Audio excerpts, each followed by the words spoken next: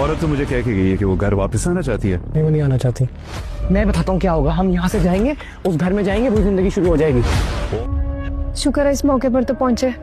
मैं तो फाइनली सब कुछ ठीक हो गया, तो फिर एक बार फिर क्यों बिगाड़ देना चाहती हूँ सब कुछ?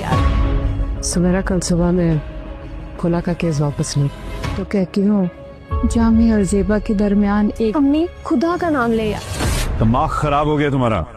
हाँ, वो आना चाहे भी तो मैं नहीं आने दूंगा। जेबा जब अपनी बेटी की आंखों में दर्द और बेबसी देखती है तो उसे पहली बार एहसास होता है कि उसकी बेटी अंदर ही अंदर कितनी परेशान और टूटी हुई है। अपनी बेटियों की खुशी को सबसे ऊपर रखते हुए वह एक बड़ा फैसला लेती है और जामी की सभी शर्तें मानने के लिए तैयार हो जाती है। इसी वजह से वह जामी को शादी में शामिल होने की दावत देती है। जामी लंबे समय से इसी मौके का इंतजार कर रहा था, इसलिए वह बिना देर किए शादी में पहुंच जाता है। जामी को देखकर जवेरिया बेहद खुश हो जाती है, क्योंकि उसे लगता है कि उसका परिवार फिर से एक हो रहा है।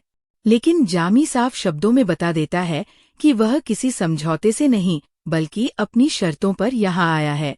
दूसरी तरफ जेबा की माँ इस बात से खुश नजर आती है और जेबा को सलाह देती है कि अब खुला का केस वापस लेकर जामी के साथ नई जिंदगी शुरू कर दे।